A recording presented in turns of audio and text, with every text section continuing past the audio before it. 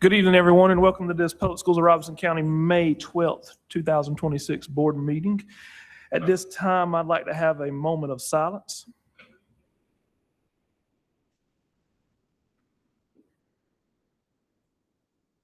Thank you. Next up, we have Rosenwald Elementary for the Pledge of Allegiance. If everyone would, please stand.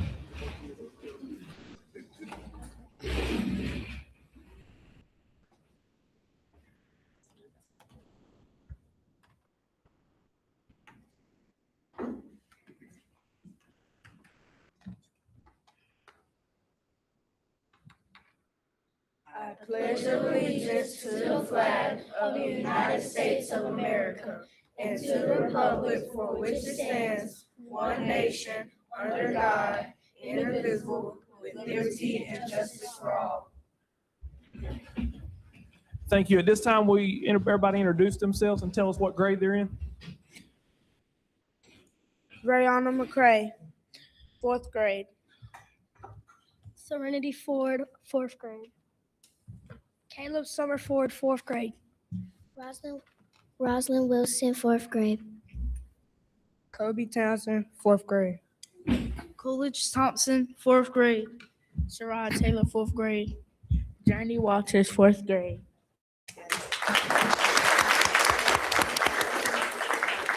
My name is Linda Alexander, 4th grade teacher.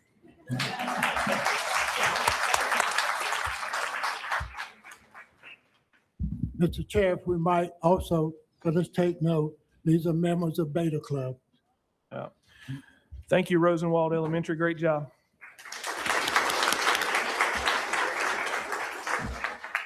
Next, item C, before we do an adoption of agenda, we're going to remove number D, approval of minutes, because we have none to approve. So let's go ahead and remove that before we take the adoption of the agenda. I got a motion made by Mr. Vontae Leach, a second by Mr. Henry Brewer. All those in favor say aye. Any opposed? Ayes have it. You know there, Mr. Schwartz. Next up, we have information items. May Impact Award, Mr. Jamal Campbell. If we could have all the board members step up to the podium.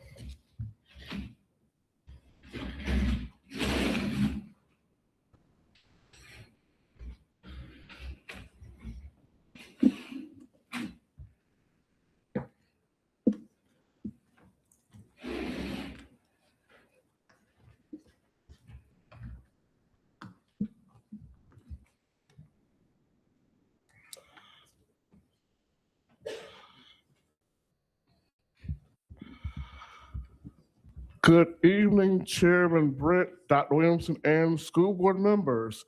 I'm here tonight out of the culmination of a years-long recognition that we recognize each month 2 employees from our district with our Impact Award. And I want to say thank you again to our board members, Dr. Williamson, for allowing us to show appreciation to our employees. We can please give them a hand, please.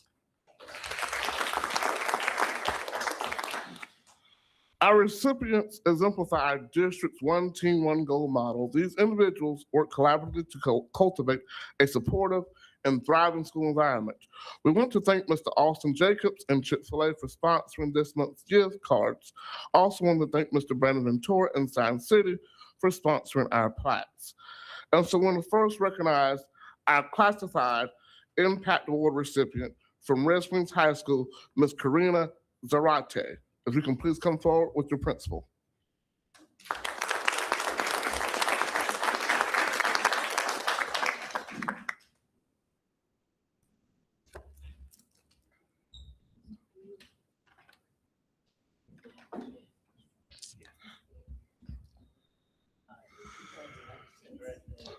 The Public Schools of Robeson County proudly honors Ms. Karina Zarate, Secretary at Red Springs High School, as the district's May Classified Impact Award recipient. Principal Stephen Sinclair praised Ms. Zarate, stating that she consistently demonstrates professionalism, warmth, and a genuine commitment to students, staff, and families. She creates a welcoming environment, builds strong relationships, and ensures everyone feels valued. In addition to her front office role. She goes above and beyond by coaching girls soccer and supporting school initiatives, truly exemplifying the one team, one goal spirit and making a lasting impact on our school community.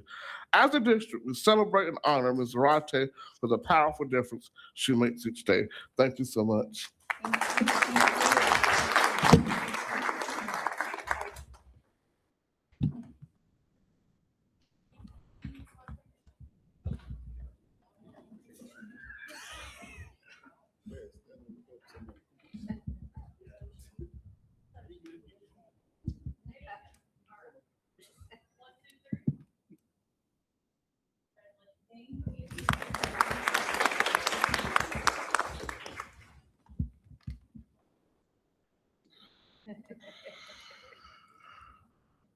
We want to now recognize our certified employee impact award recipient from Red Springs High School, Mr. Laureate St. Pierre, math teacher. If you can please come forward with your principal.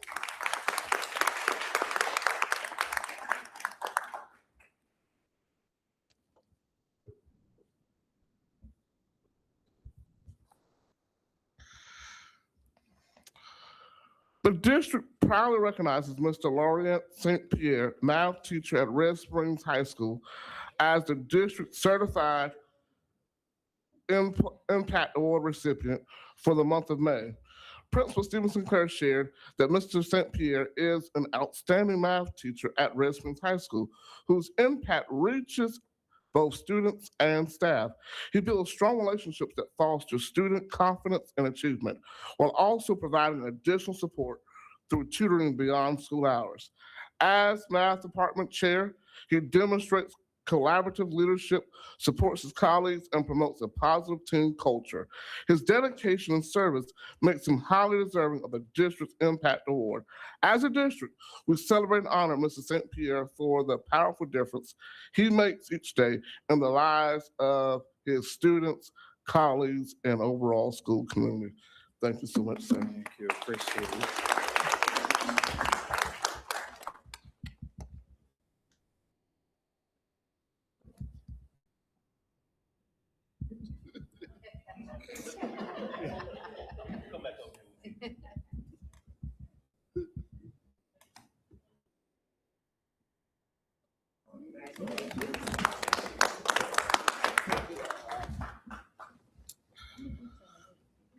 And we have two additional recognitions we want to do this month. One of first, these individuals don't know this, but they will be recognized tonight. So we want to invite Mr. Cole Wilkins to the front, please.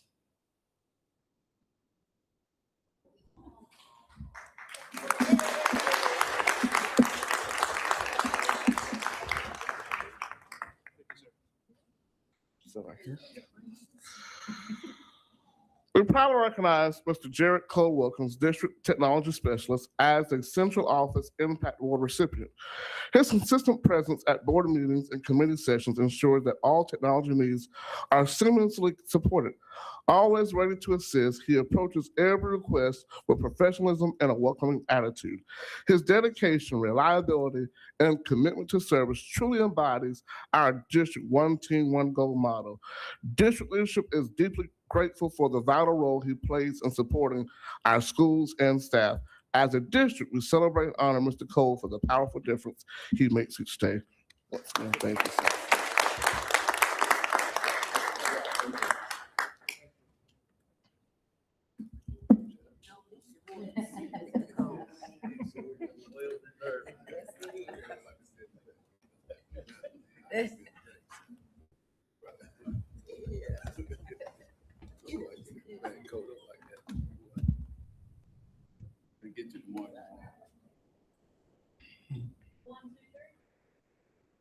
Congratulations, Cole.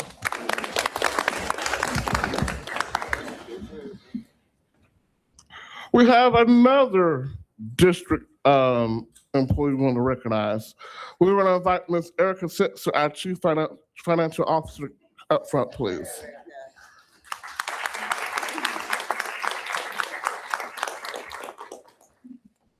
Hard to keep a secret from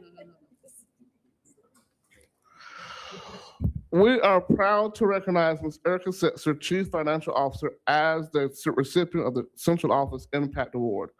Her professionalism, kindness, and unwavering commitment to excellence sets a standard for us all.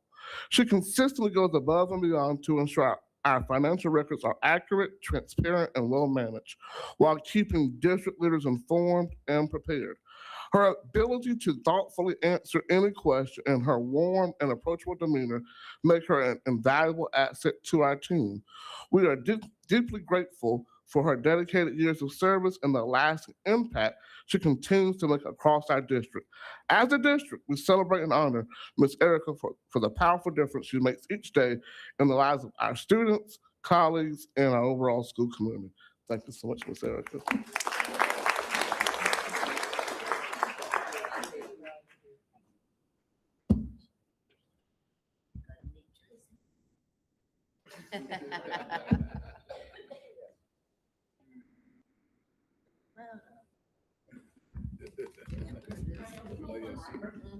She's gonna get you, Jamal.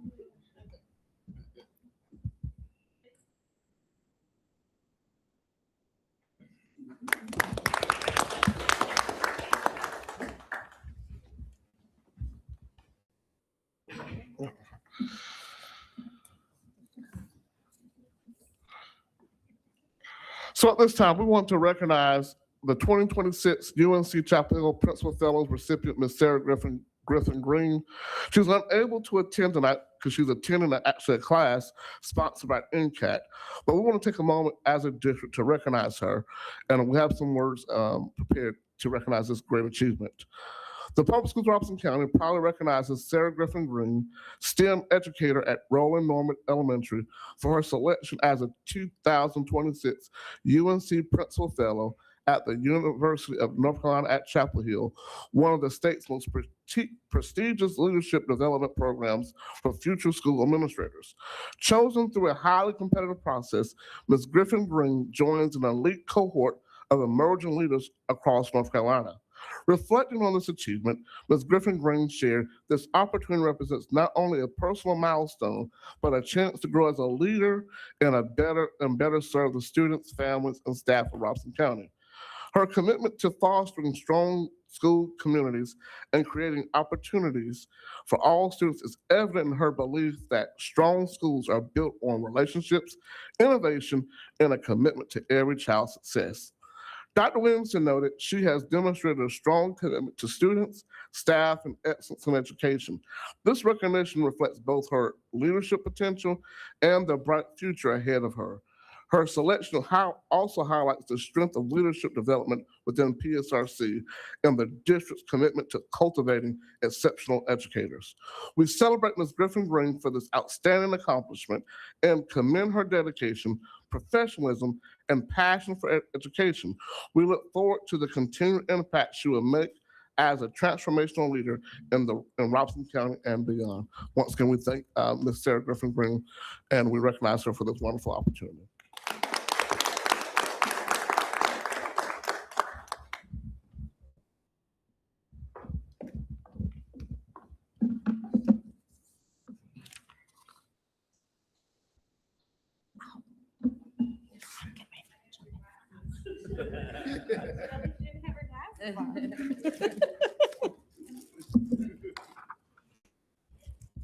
So good evening, Chairman Britt, Superintendent Williamson, and board members. This evening, we would like to recognize two students who attended the North Carolina Governor's School for the 24-25 school year on behalf of the Public Schools of Robeson County. At this time, I would like to ask Christian McDowell to please come forward.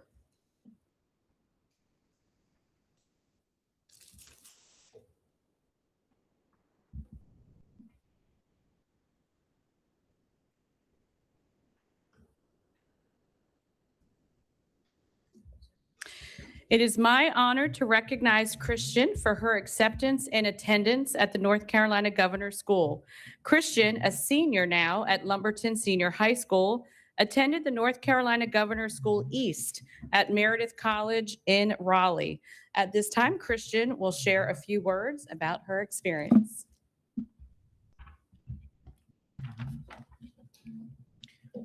Good evening. I would like to greet everyone to the board, educators, friends, and family. My name is Christian McDowell, and I am very honored to speak to you all today. Amid my acceptance for governor's school, I was ecstatic to have accomplished this incredible achievement. I was aware of this prestigious program, and I was beyond grateful to receive this opportunity.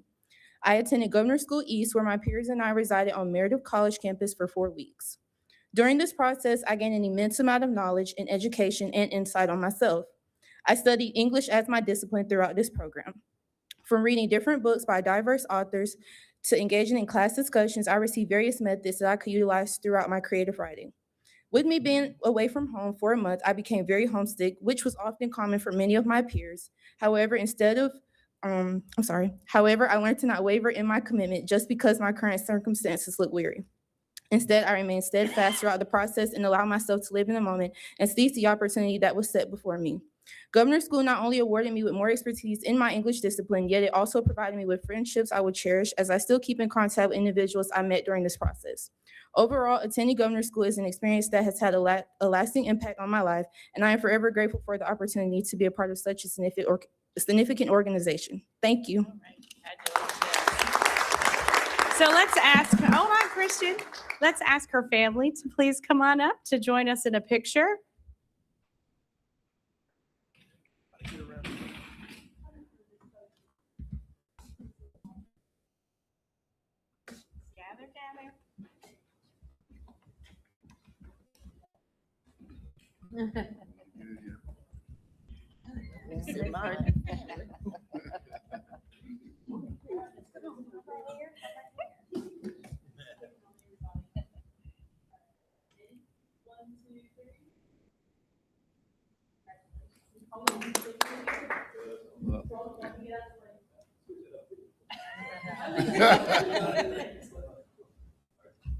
Come on, Mr. Wilder, now. You know you should have it good. Come on, Mr. Wilder. You should have it good now.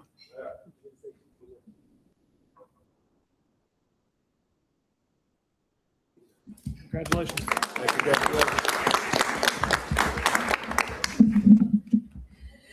So at this time, I would like to ask Charlie Whitley to come forward, please.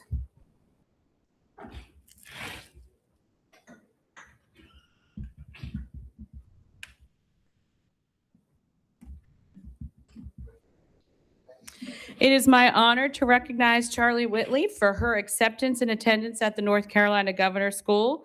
Charlie, also a senior at Lumberton Senior High School, attended the North Carolina Governor's School East at Meredith College. At this time, Charlie will share a few words about her experience.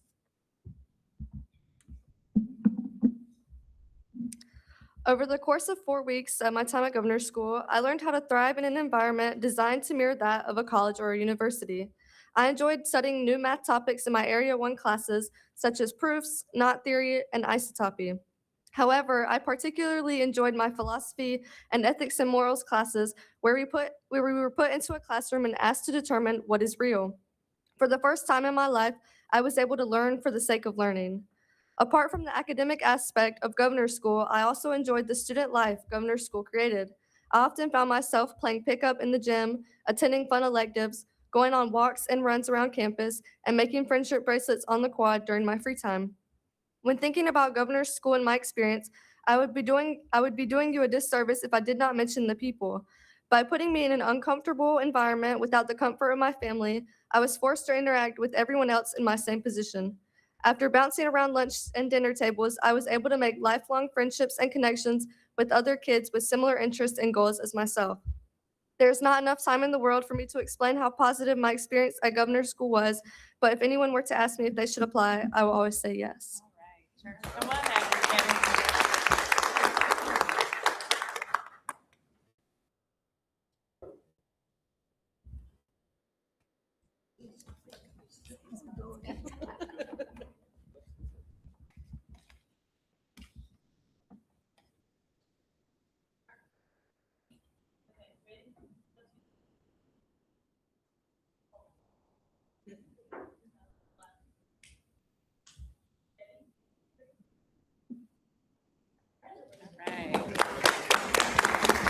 So great job, Christian and Charlie. We are very proud of you, and we hope you carry your experience from Governor's School with you as you continue your educational journey And we are excited to announce that we have 3 students who accepted an invitation this year to attend Governor School.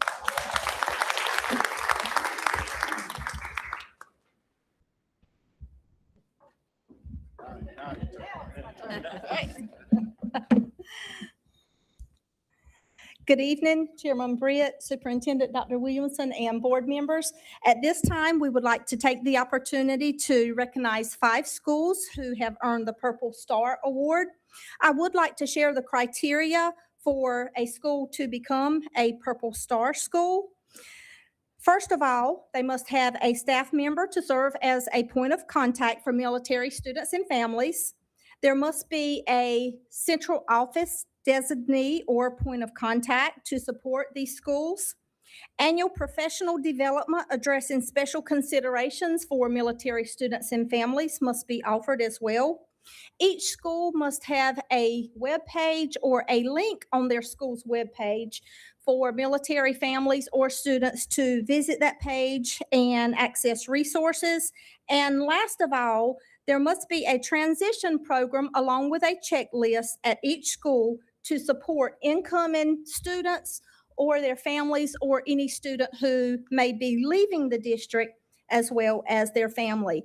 I would like to say our district participated in an optional activity, which was Purple Up Day.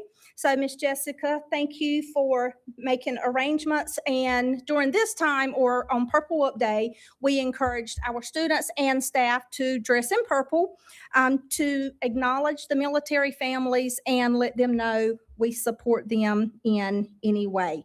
And we just thank those that are serving in the military. We thank our students. We recognize those students who are part of the military families because we recognize the service or the sacrifice they have to make. And again, we thank the military students or the students who have families serving in the military. So at this time, I would like to call the schools up to receive their banner. Our first school, Parkton Elementary.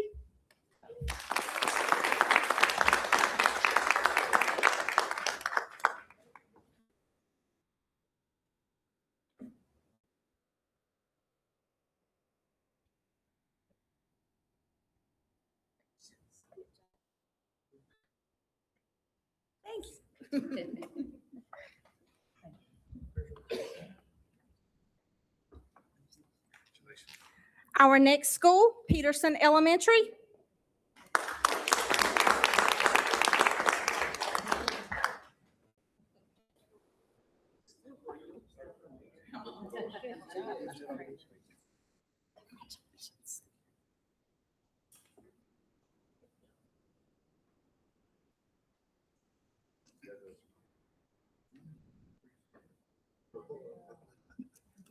Rex Rennert Elementary.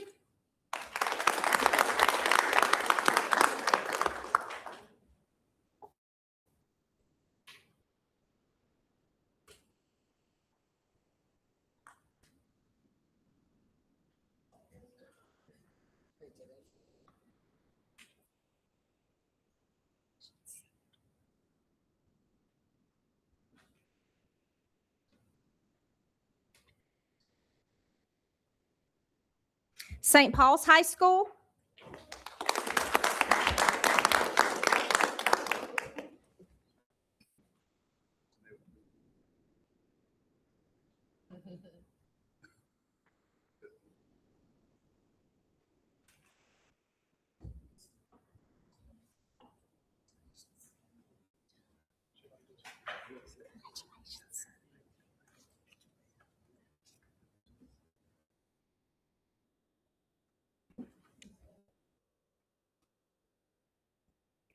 And St. Paul's Middle School.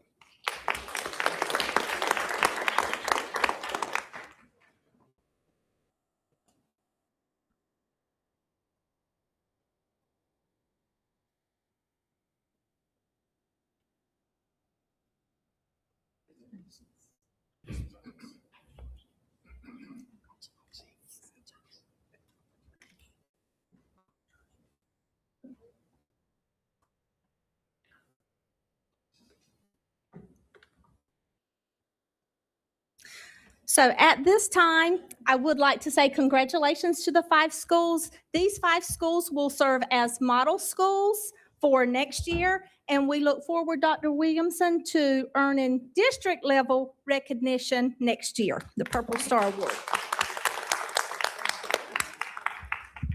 And I would like to say this would not have been possible without the support of Miss Jessica Seeley. Miss Jessica, I would like for you to join us in the picture and let someone else take the picture. And again, we would like to recognize you. She did a lot of work behind the scenes, and we just appreciate all that she has done. Thank you.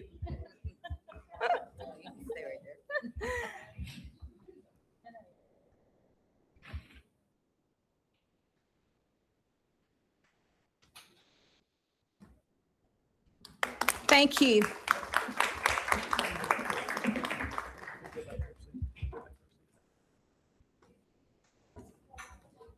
One more, never mind.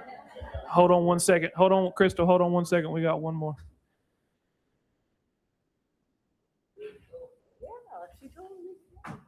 Next up, we have Miss Erica Setzer, PRC 251, Economically Disadvantaged Student Support. Good evening, everyone.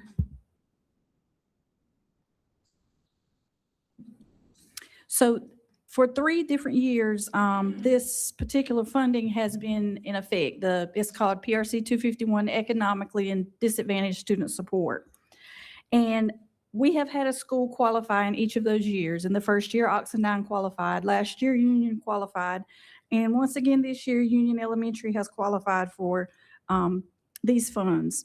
They qualify by being having a student population comprised of at least 80% of students identified by NCDPI as economically disadvantaged and exceeded expected growth in the prior school year. So we would like for Ms. Katrina to come up as congratulations for our school receiving these funds again.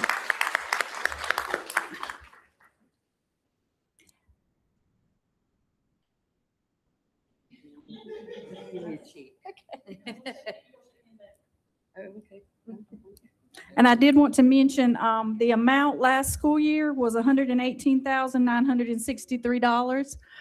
And all the staff at Union received a bonus for getting this, and that is what we plan to do again this year. And the amount is $313,000. So I will work. Union? Yes.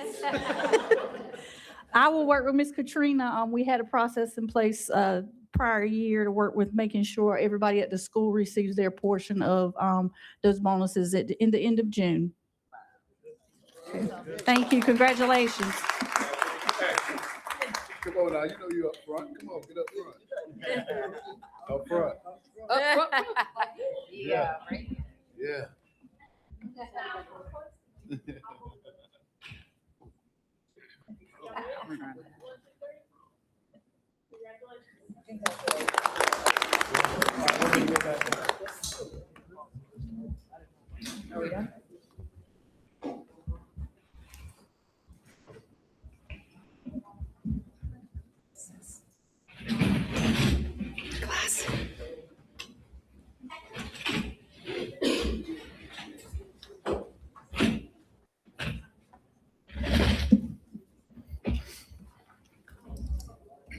All right, congratulations to all those winners. We have a lot to be proud of in the public schools of Robeson County, no doubt. Next up is curriculum updates. Dr. Carr and Dr. Dowse. So good evening, Chairman Britt, Superintendent Dr. Williamson, and board members. Tonight, we want to provide a quick update on the recent information we shared at the curriculum committee meeting. So first, we'd like to share a little bit about our science curriculum adoption. Last year, we adopted new standards for science and did not at the same time adopt any curriculums. So this year, we had an opportunity to put an RFP together that happened in early February. And the RFP looked for a science curriculum for 5th, 8th, and biology. Part of that process, once we got all the original submissions, we reviewed to see which ones met the original criteria. Before, we brought a team together of curriculum committee members that included teachers, principals, parents, and district staff. And they voted on one of the curriculums based on who submitted on 3/19/2026. And so based on that, Discovery Education received most of the votes. And so we are recommending Discovery Education for our 5th, 8th, and biology curriculum. Next, we just want to give a quick update on standards implementation. This year, we are in the beginning of implementation for the English language arts standards. This summer, the district office will receive training on the standards themselves, and then throughout the entire upcoming school year, 27-28, we will train all of our teachers on how to unpack the standards, understand the standards through our academic coaches in some virtual sessions that we bring everybody together as we learn those new standards. They will actually begin implementation in the 27-28 school year. So this is us preparing for the implementation of the standards and getting an understanding so we can prepare for the new EOG when it changes and the new standards. Dr. Emanuel. Going back to the science curriculum that you adopted, the Discovery, do we need that as an action item? We have it for an action item this afternoon. We Okay. do. All right, that's all. The math standards are currently being reviewed and revised. So we are currently, as a district, with some members of our schools, some teachers, providing feedback on the draft that they have put out. They have recently released their second draft. And so we, as a district, are providing feedback, including everybody else's state, providing feedback on those standards.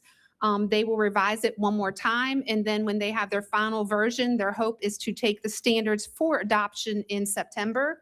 And then begin installation. So the state will begin developing materials for it, unpacking documents, and then just like with reading in 27-28, they will begin training all of us on the new standards so that we can then roll it out to all of our staff and begin implementing the new standards in 28-29. As previously shared, the art education requirement, our current 9th graders that are coming up, have to have a arts credit. And so we fulfill that arts credit through middle school. They can do it anywhere through 6th through 8th or 6th through 12th grade. Any students coming from outside of the district, and if they do not have their arts credit, will earn it in the high school. New for the upcoming school year, computer science. Now every 9th grader coming in will have to have a computer science credit. And so for our upcoming 9th graders, all the high schools will provide computer science this upcoming school year so that they fulfill those requirements. At the same time, our middle schools, because they just released a list of courses that can be provided in the middle school, will actually provide computer science in 8th grade that will meet those requirements. And so after this year, our hope is that most 8th graders will go to the high school already having fulfilled the computer science requirements, so they continue having more options at the high school for courses that they'd like to pursue. And so one of the things— Hold on there, Dr. Carr. Sure. Mr. Craig. So the computer science classes that 8th graders have taken don't count for this? No, this Okay. has to be a specific course off the list that they just released in Just released. January. Okay. And so they didn't have that list previously. And so we've reviewed that list and see courses that we're able to implement in 8th grade. Okay, thank you. But we were ahead of the game, Mr. Craig, because originally it was said that we could provide it anywhere in 6th through 8th and do something different. And so we had jumped right on that. So our students are actually a little ahead with what they're doing with computer science. Okay. So one of the things the state is looking at is high quality instructional materials. They are really getting rid of the textbook warehouse, the textbook committee, and now looking at developing criteria instead for districts of how to decide what materials may be used. This is still in the beginning stages. They have not finished anything. They're currently just asking for feedback from districts of what that might look like. And they have not determined what funding would look like once they adopt this. So they are still developing criteria and looking at it. Their hope is that for the spring, they would have it ready for criteria for ELA. And I'll talk about that in a minute. So what we're looking at for this upcoming school year, as we talked about, new standards are coming in 1 more year. And so extending L education for 1 more year and Common Lit for 1 more year as it is currently being implemented. And then looking at an RFP in the spring, just like we did with science, so that we can review different curriculums that may meet the needs that we have for the current new standards, and using the new guidance that we hope that DPI has published by 2027. And so you'll see the renewal cost in there. One of the changes we're making with L is we would not adopt the online component. It would just be the curriculum materials themselves, because we know a new curriculum would cost us at least $2.5 million for one curriculum. Hold on one second, Dr. Carr. Ms. Christie Fields. When did we approve KIDM? It's considered one package. So it's part of L education. But they allowed us, the KIDM part is called the actual technology and assessment part. Okay, so where is that in the approval? Because that's $328,855 extra than what was shared in our finance committee. We're doing it without the technology component. So KIDM is the technology piece that we said We were not going to do. So I'm just showing what the And Ms. cost would be. Ms. Christie, with, you said 328,000? 328,000. Yes, that is I'm part sorry. of what we would not be moving forward with to try to help save costs. Any other questions? Dr. Emanuel? I'm wondering how you came up with this 2.5 million for another curriculum. IXLT and the other curriculums, I can't get a kind of price like that. Where did you come up with 2.5 million to replace any other curriculum?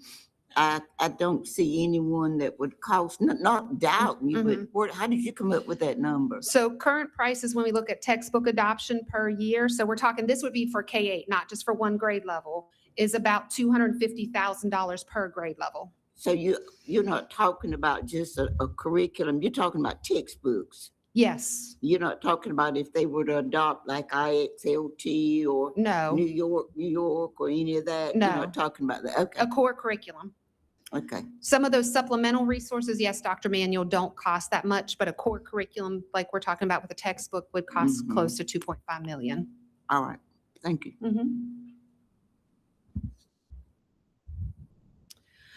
So Eureka, same thing. What we're looking at is continuing Eureka as we have it currently in place. And then when we see the new standards being implemented, we would put an RFP out in 2028 so that we could do the same thing, look at the math curriculums that are available to revise and review, and then adopt a curriculum through the curriculum committee once again.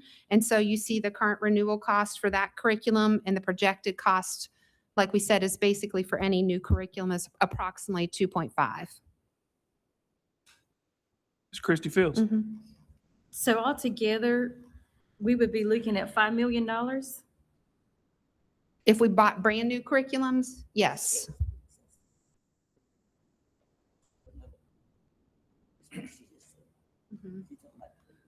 But okay, so you're saying just textbooks? That's what. It's textbooks, yes. So when you buy curriculums, we purchase all the teachers' manuals, all the workbooks, all the books that come with it. All of that costs approximately $250,000 per grade level. Okay. Unfortunately, the costs are high when it comes to curriculum. Mr. Henry Brewer? I'd like to make mention too, and correct me if I'm wrong, in the finance meeting, we came up with the idea that we have some money in reserves for the curriculum, and we're carrying it over. Is that correct? Or We don't have any money in reserves. What we're saying is approximately, once I go through these next couple, it'll cost 1.8 million to renew all of the curriculums that we currently have. So the reading, math, adding the science, the Canvas, and the EC component would be 1.8. That's renewal costs. However, a brand new has a different cost associated to it. So do we see a problem with finances with purchasing that? Not for this year, no. that we have, it's in textbook funds and it's set aside for textbooks only. That's the only thing it can be used for. I'm sorry.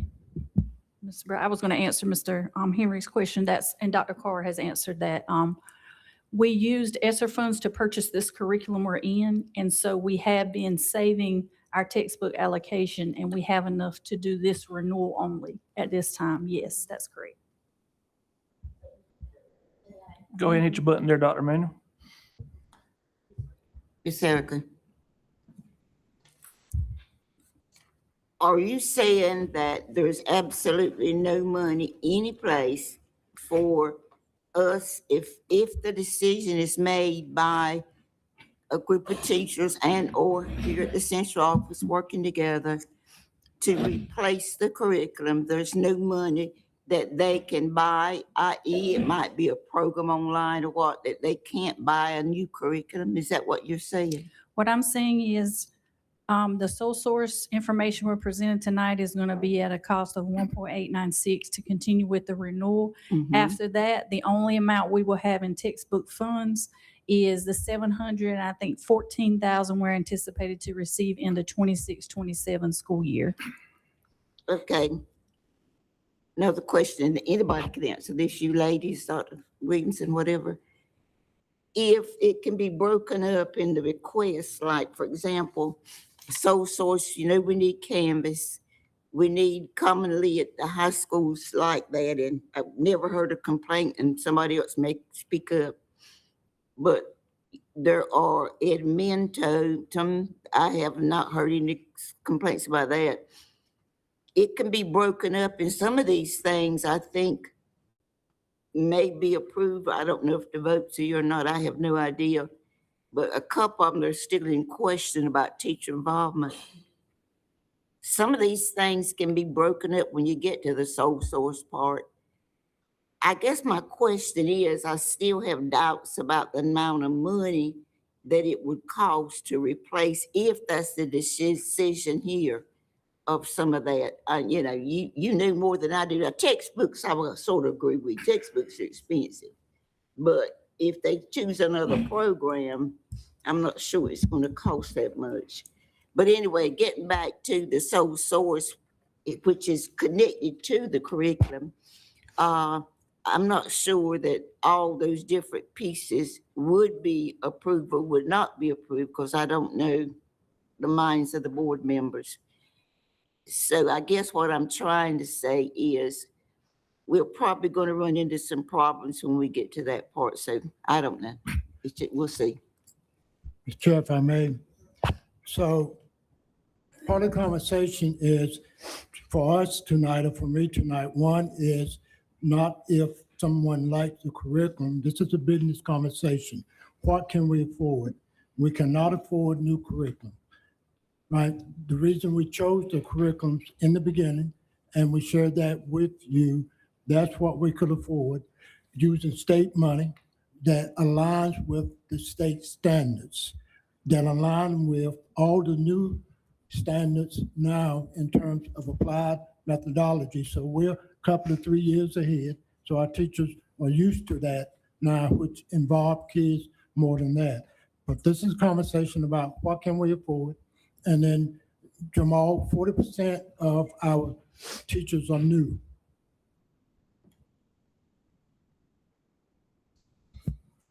It's good evening once again. It's very important to understand that when we have between 35 to 40% of our teaching workforce are brand new teachers who have not gone to school for teaching, they're coming with alternate license pathways.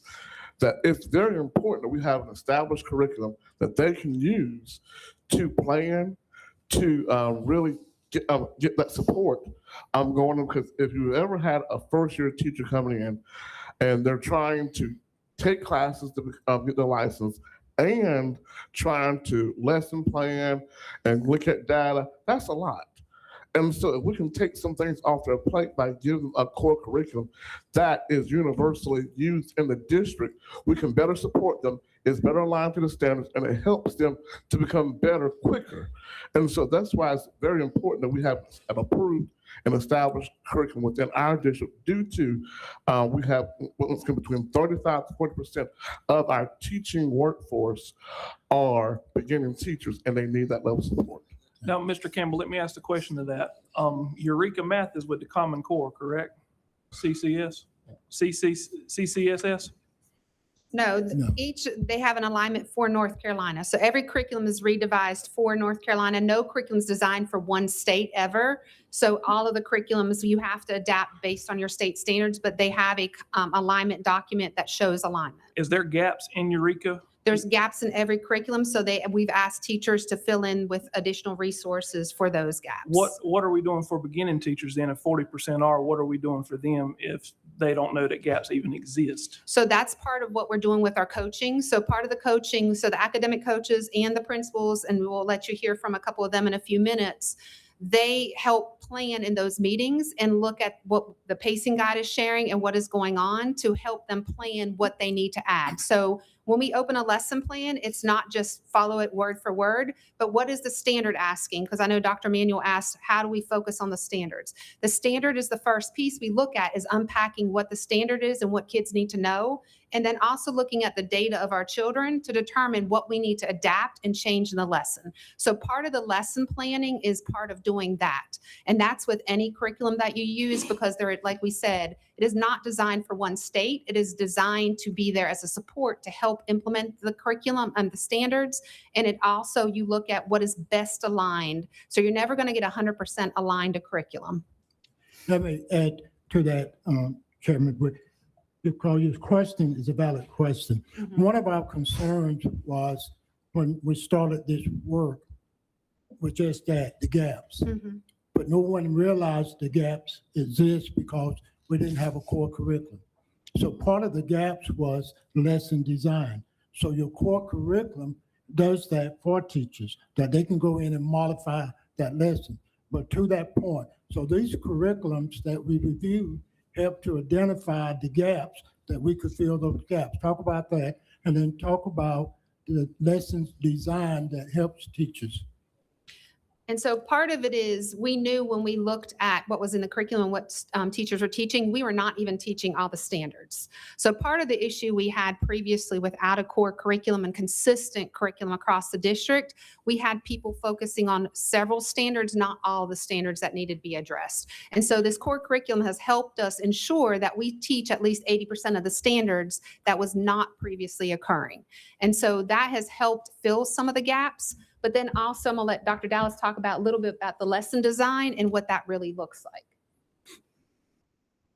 You know, I just want to start off by saying any curriculum without quality coaching, support, professional development is difficult, right? So when we lay out curriculum, we don't just ask teachers to figure it out. We have really worked with our teachers to let them know that they can make judgment calls, right? Instructional decisions based on what we know about the standards, what the state gives us as far as an unpacking document or weighted on the end of grade. We use that in order to start tailoring our lesson plans, right? So it is very rare that a teacher is going to take a lesson plan at this point and just run it from beginning to end, right? We always start with the standard. And we've talked a lot about making sure that teachers engage in a gradual release, that our teachers are modeling, that our teachers have time to practice. For a while, it was hard for teachers to release students to do difficult work. We wanted to step in and over-intervene. Now we're making sure that students are actually engaging in that work. And then it always comes back to an assessment. We have to make sure that we're monitoring what students know, what they don't know. And then part of our data meetings that we've layered in is, so what do we do right away when we identify a student gap, right? So it kind of all works together. So I just want to make sure that we understand when we talk about curriculum, yes, we want print in front of children. We want workbooks. We want them to have all of that. But it also comes packaged with the work that everybody in this room does to support teachers to deliver and implement that curriculum. Dr. Terry Locklear.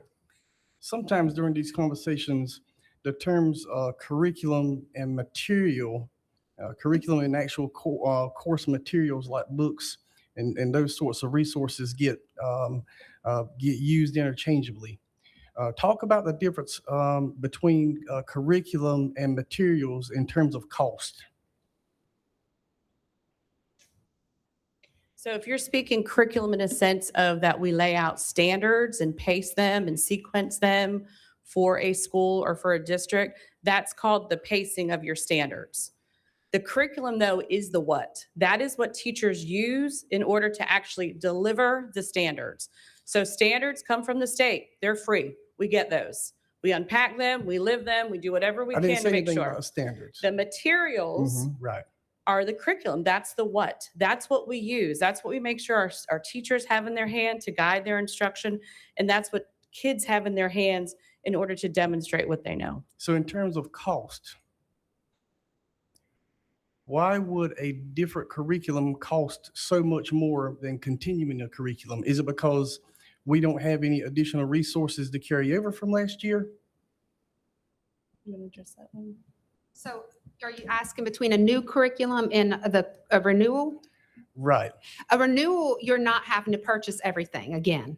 So the renewal, a lot of times is just, we don't have to, when you initial purchase, you have to buy all the teacher materials. So that might involve the teacher's guides, the online platform, all the manipulatives, all the books that come with it. But then after this, the renewal is really just usually the workbooks. And so it is a lot less cost associated with renewal. And then you also have to pay for training. So that was my question. My question was, is it because you don't have those types of resources to carry over from year to year? You have to purchase them brand new. We have to purchase workbooks, yes, because it's actually more costly if we would make photocopies. So workbooks are actually cheaper than photocopies of the same materials. Hold on, Dr. Manuel. Mr. Henry is next, and then we'll get you. Do we have any inclusive teaching where teachers come together in one class that have different subject matter skills?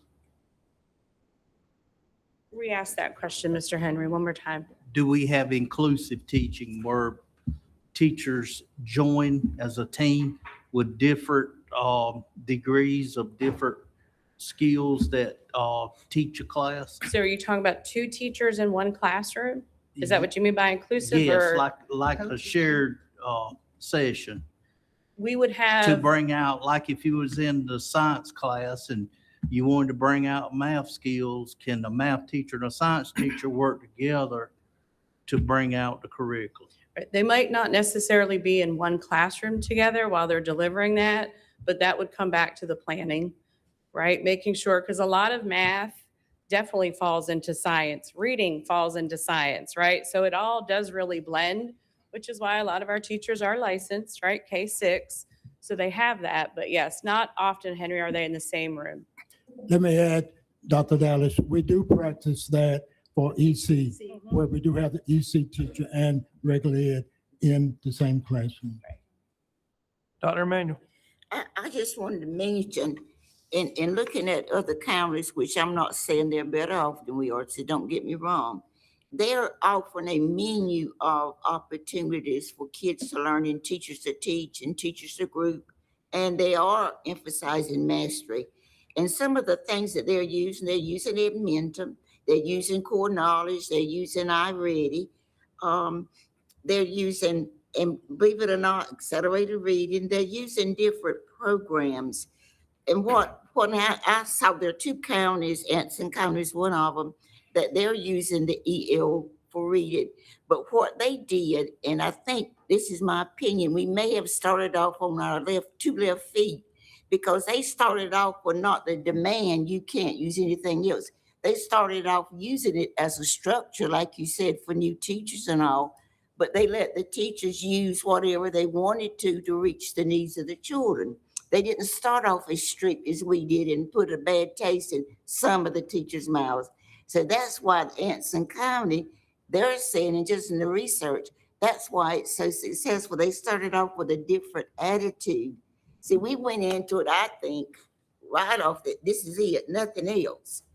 But they did, and it seems to be working well for them. And I think Charlotte Mecklenburg is doing it as well.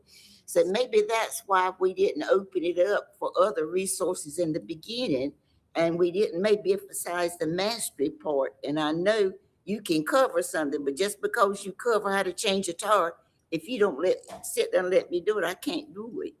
I guess what I'm trying to say is, I think we got, in my opinion, got to open up some other avenues more so than just that one thing, in my opinion. Because in looking at these other counties, they have a multiplicity of things they do to try to help kids learn to read. That's just my opinion now. And as far as going, what we're going to do for the rest of this upcoming year, I think, and I made it my purpose to talk with some teachers. Some are disgruntled, they are. And I have no idea where this is coming from. Now, I don't know. And I would say, well, why don't you share that with others? I'm afraid to, and I don't know what you're afraid of. But then some like it. And those that like it are your new teachers. And I have to be honest now. So we are between the rock and a hard place. I think the board members, and I'm just listening to some of my co-board members, they're being told both sides. And I don't know if they all been told both sides, but we have some teachers that they want to go back to teach. They want to be able to use the resources so they can work with the needs of the children. And they want to be able to feel free to pour those resources. And they feel, some that I talk with, they feel handicapped with this program, that it's being shoved down to them, that they want to be unleashed and let them select materials that they can teach their children without repercussions. And I think we probably started off with that thing. Somehow they developed in their brain. I don't know how it got there. But I'll be quiet and I'm finished. Mr. Chair, if I may, please. So, Dr. Mann, you made reference to Anson County. Anson County, what happened there was two of the folks that started with us and went through the training, they left and went to Anson County. And we saw them recently at a meeting, share what they shared. They got off the list because they adopted the work that we were doing. Share that. So they literally mirrored our work and started doing the same work when it comes to the curriculums and the coaching and all of those pieces. So they took the work that they learned here and have taken it to Anson County to start implementing it there. And you made reference to iReady. iReady is something that you cannot afford. I know the district that's using iReady. I'm not sure how they can afford that. Share that information. That is probably the most expensive. iReady is extremely expensive. The district that I know that used it currently under ESSER and had that funding will no longer be able to afford that. And they are in the similar process of trying to find affordable curriculum. It is very, very expensive. And then, Mr. Chair, if I may, so let's hear from our instructional leaders, what they have to say about the process, about the growth, the changes in our students. That was a request from last month. That's what I was getting to, Dr. Member. I got a question. Then hold on, we got two more. And this is my question here. On these two slides here with curriculum, you got EO education on one, and you got Eureka on the other. You're showing an increase in performance data on these things. Are you saying that's solely on the curriculum, or is it solely on the supplement, or is it a combination of both? Because I'm taking it as you're saying it's just a curriculum. Well, we didn't have any other resources at that time. So at that time, when we implemented 2021, we had no curriculum. So as we implemented the increase in implementation through 24, 25. I would like to see the numbers pre-COVID. And pre-COVID, we can't compare. It's a different test. And so they'll tell you, you can't compare that to this current. What numbers were we at pre-COVID? Do you know right offhand? Not right offhand. I'd have to pull them up. Okay. Dr. Terry Locklear. I think it's interesting that you said that another county took the model that we created, and it seems like they're doing better than us. That's one thing.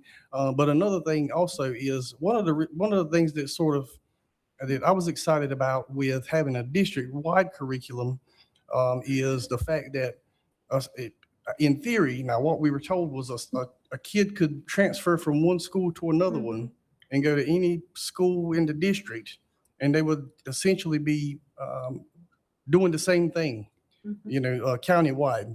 So my question is, how many students throughout a typical school year, on average, do we have that transfer within the district? Mobility is pretty high, but I'd have to get one of the principals to speak to that. But we constantly have students moving because I'm constantly transferring information and materials. But I can't give you an exact number. I'd have to have one of the principals I'll- speak to that, or Mr. Bobby. Go ahead, Mr. Bobby. Mr. Craig, coming to you. So good evening, Chairman Brett, Dr. Williamson, board members. So again, do we have hard numbers tonight on mobility in the county? We do not have that, but I can tell you that kids are constantly moving within the county, and that will be something that I would need to get with Miss Angela and her team to provide hard data on the movement of children throughout the district. Mr. Craig. Thank you. Dr. Carr, Dr. Dallas, either one, the standard course of study, all teachers have access to it at their Yes. school. They all Yes. have that, okay? And you can use many materials to teach the standard course of study. Don't always have to be one thing. And I too have spoken to teachers. Now, I'm more familiar with the math than I am the language arts. Some teachers love it, some teachers don't. And it's about like anything else. When you talk to a group of people, you're gonna have some that like it and some that don't. I will say one of my issues of changing to something new, even if we could afford it, when the state's gonna change standards in a year, and you're gonna buy something that's might not go with what they change them to. Because we know when they change tests, there's test results. Sometimes it's not as good. But I will go back with what Dr. Emmanuel said. I do think when we started with these curriculums, it was pretty adamant. You got to use this and basically nothing else. And it kind of changed from that. Okay, if it meets the standards, you can use it. If it meets the standards, you can use it. And I've said, and Dr. Williamson, I'm sure you remembered, I said more than one time that what was being said here in principals meetings or in our meetings from principals, whoever, it was not getting down to the teachers. Because a lot of them still thought, I'm not going to say they do now, that the only thing they could use was Eureka or could use NL and EL. So I'm going to say going from tonight, whatever we decide, if we decide to keep what we got, we need to make a big push that next year, next fall, we're following this. But look, you got your standard course of study here. If there's something you find that you can use that meets this standard, please add it to it and use it. Now, our veteran teachers will be a whole lot better equipped doing that than a first-year teacher will. That's where they're going to have some help doing that. But they still need to be made aware you can do these other things and you don't just have to just do this, especially if students is not getting mastery of what they're trying to go over. And I understand, maybe we didn't cover everything and you want mastery, but I do think there needs to be an emphasis on providing these other resources. Because now I've been in classes before we had what we've got now, and you would see a teacher with 5 textbooks out trying to prepare one lesson. And that was going on school to school, and then they still weren't preparing the same lesson. That's how we kind of went to doing something with everybody was doing the same thing. So if you went from one school to the other school, you would make sure you covered that material. So again, that's just a few comments, not saying which way to go, but some things that I think we do need to look at for next fall. Dr. Williamson, if we can, let's get these principals. What are they going to show to us and that sort of thing? They've had a long day. I know they're ready to rock and roll as well. Great, thank you, sir.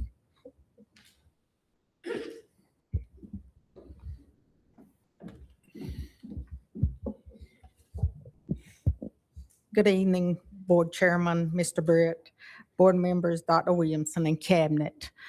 I'm going to take you on a quick journey with me on Monday mornings. I go to the conference room and I sit in there and I wait for each team to come in. And as they come in, again, the purpose is to look at lessons and look at the rigor of them, which the rigor's there with the curriculum. And we look at, my focus 5 years ago was, when we got in there, was mainly on aligning the standard with the material. it's a daunting task for teachers. I know that in the lower grades, they do it a lot easier than upper grades. In the upper grades, it's a daunting task. If you look at the standards, they're complex. And to read through and analyze those standards and then align a rigor with those, it's a hard task for teachers. So again, now we're able to look at the curriculum. And my teachers, I tell them, look, what in here, when we meet on Mondays, what in here do you need to change? Do you feel like you need to change? What do you need to add? And again, we go through those lessons and we do those things. I've been doing that since last year on constant. The second year I started that implementation. I know I talked with Dr. Williamson and I talked with Dr. Carr, and we had started pushing in some things that the teachers felt like they needed to. So again, I do give them the autonomy to do that when we meet. We always have to remember that on the end of a teacher, they actually looking at what they want to do and what needs to be done to meet the standard, again, is a daunting task. What I find is they need a roadmap. And in that roadmap, we come together and again, we meet the standard, the need of the standard for teachers, again, with their input.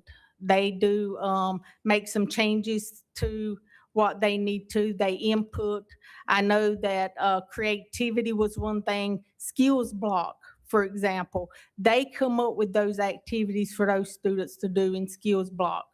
There is some criteria they can look at, and it only helps them to make sure that they're aligning what the student needs when they're doing their lesson plans. Again, I'm going to mimic a lot of what they said. It takes coaching too. We're in the classroom, we're listening to teachers, we're having conversations. So again, it's a journey we walk together. And again, we do listen to teachers. I know that a lot of times a teacher come to me, they might walk out of that meeting and turn around and come back and say, Miss Dees, can I do this? And I tell them, yes, you can add something into this curriculum. We've been, again, consistent with that, that they're able to add in, take out. But again, there's questions embedded in the curriculum that are thought-provoking for kids, and teachers need to ask those questions. And we have conversation about those questions that they need to ask. So again, on Monday mornings, that's how it looks in my building. We are in the conference room and we're having conversation about the curriculum, but we do allow teachers to add in what they feel they need to. If they feel like something's in there that they don't need to cover, then again, they can eliminate that. So again, the restraints have been taken off as far as that goes. And again, we do have conversations to build that lesson plan that is in there. They can take notes on it, they annotate on it what they want to take out and what they want to leave in. To go back to them building lessons on their own, which they can do, but it takes a lot of time when you can go to a curriculum and they've got ideas for them to draw from. Thank you.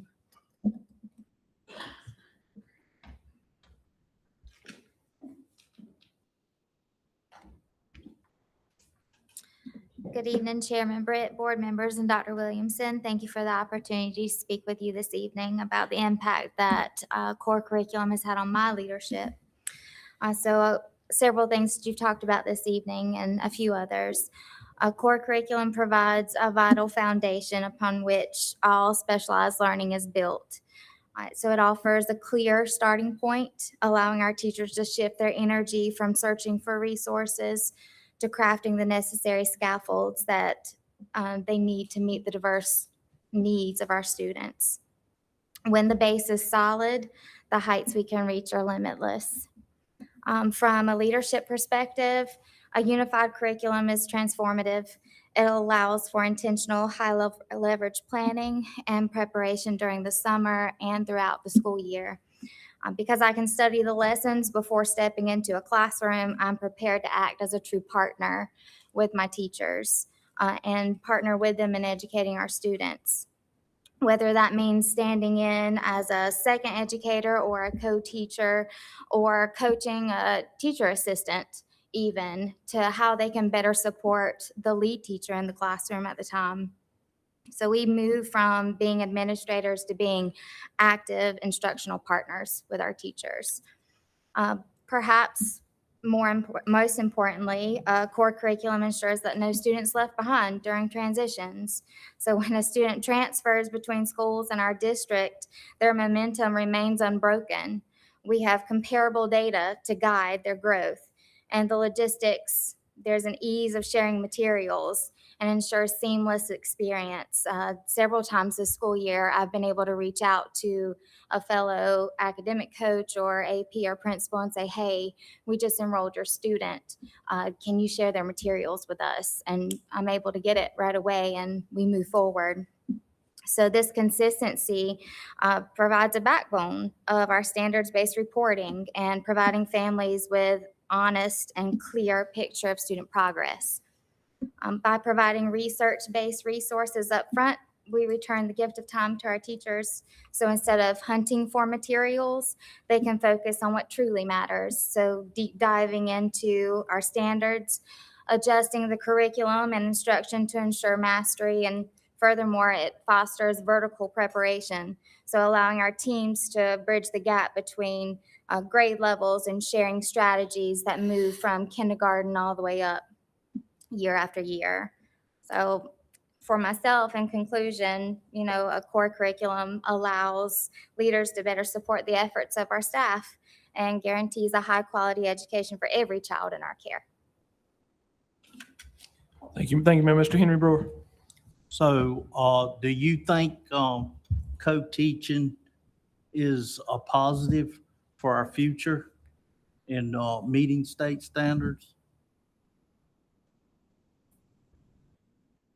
Yes, sir. I am not far from remembering my own time in the classroom, and I would have loved to have had my principal step in and say, hey, here's an idea for you to try, or hey, let me work with you, let me teach with you. I do that for my teachers. Like Ms. D says, I don't box my teachers into, I better see this when I walk in your classroom. I'm not rigid in that way, but I challenge us to use our student data to guide what we do. And then they know when I come in their classroom, I'm partnering with you. I'm not in here to pop your hand or to tell you what you should and shouldn't be doing. I'm here as a common goal, and that is to give every child in my building everything that they need to be successful. So yes, sir. Thank you, Dr. Floyd.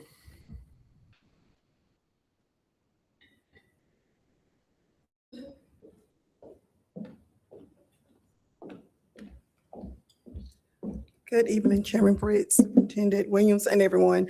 I will start and say this, as a principal, I am a much better instructional leader than I were 10, 15 years ago. When I think of my school, Southside Ashpole, in my K-2 building, I have 5 out of my 6 teachers who are extremely new beginning teachers or have a residential license. In my 3-5 building, there's 3 out of my 6 teachers. And when I think of the work that we've done in our building, every student is important. Every moment of our instructional time is important.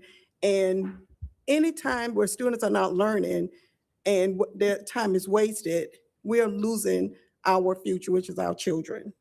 And in the beginning, and I know we had our different feelings about our curriculum, but it literally have helped our teachers to become better instructional teachers.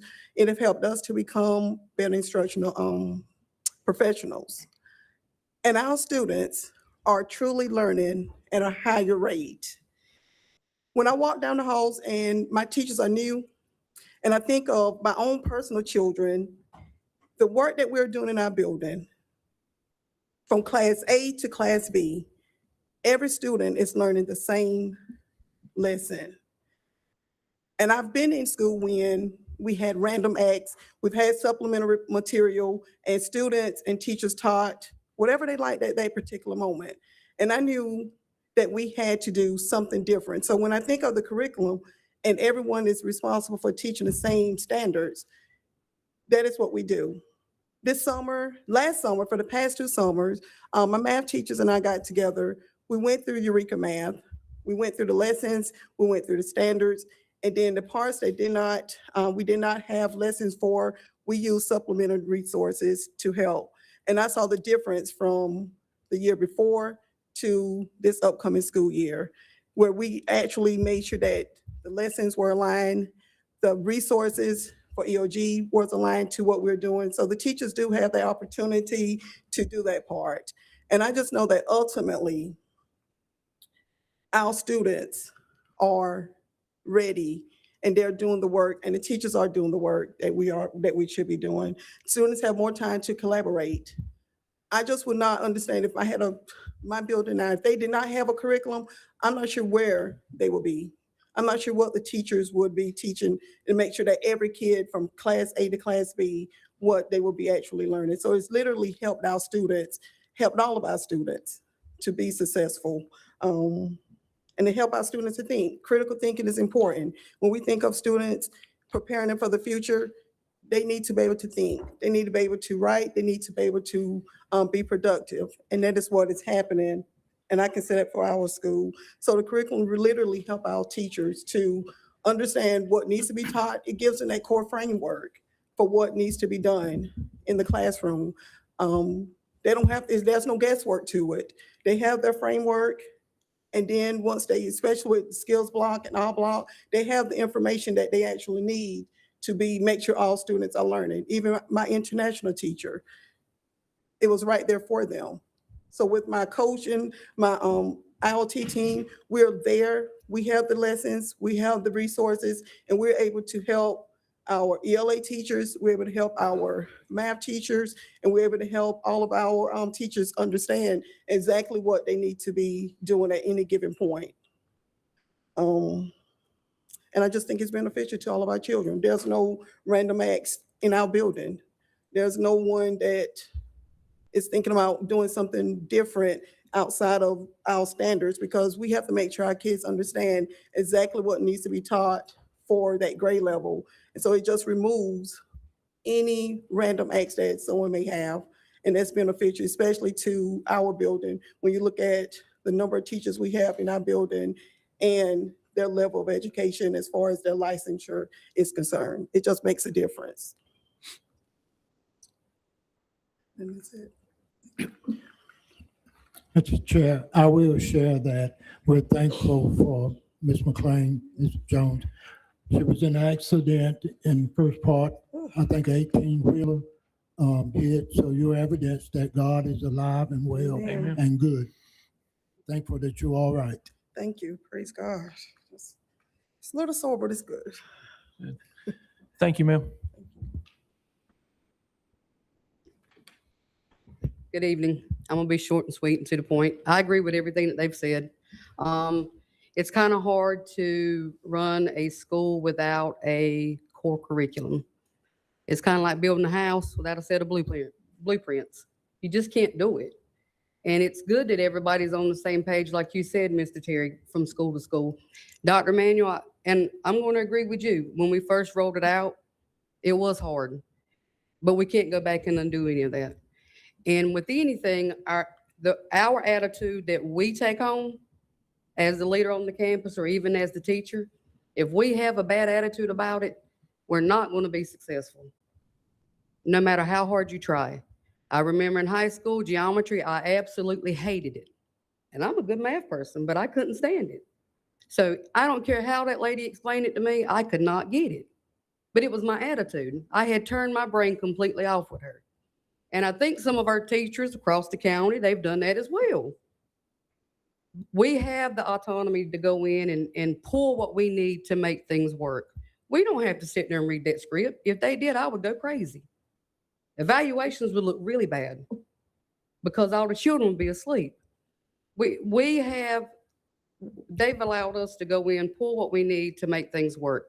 Nikki, myself, and a little bit right there, we got together this summer and we went through all the Eureka lessons and we went through all the EL lessons. And we found gaps. We created things that we could use, and we've shared them with any other principal who has wanted them across the county. But again, we have got to have a core curriculum. We cannot be this one team, one goal that we keep claiming we're going to be if we don't have something to help unite us. Our job is hard enough. And you imagine me telling all my teachers, okay, you go find that to teach this lesson, you go find that. We can't do that. It's impossible. So we ask that you support us. I understand you've got to find something. You might not like this. We don't have money. There's there's so many things that are coming into play right now. I don't think we need to change anything right now because what we're doing is working. But just give us a voice as well.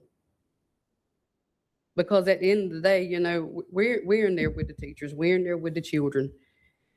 And what we all have the same idea, right? We want our children to be successful. I want all my children to learn how to read before they leave my school. That's my goal. I'm not saying all of them pass an integrated test because I know it's impossible. But I want all of them to be able to read. When they go to fill out an application to get a job, I want them to be able to sit there and fill out an application. That's important to me so they can be tax-paying successful citizens one day.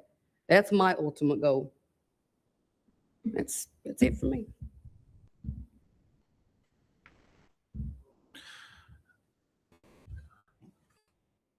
Dr. Williamson?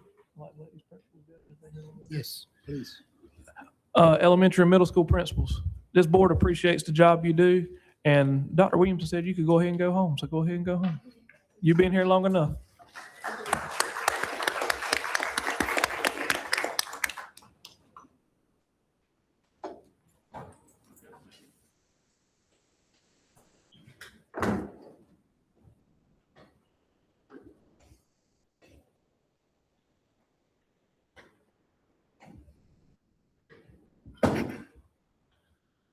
Dr. Terry.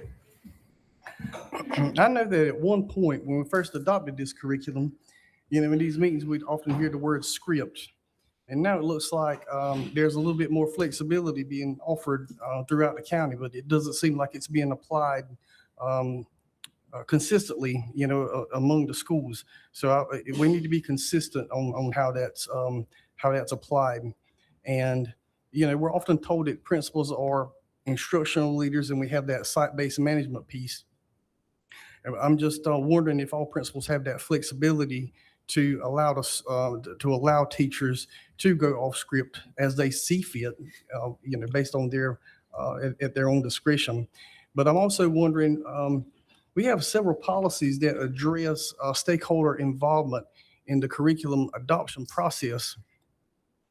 And, you know, it's one thing to hear, and I appreciate the principals coming out, the teachers coming out and sharing their thoughts on this. But it's also important to hear from individuals that aren't necessarily under the management of the district. So one of the avenues I was thinking earlier this week would have been valuable to maybe ask about this was the Superintendent's Advisory Council.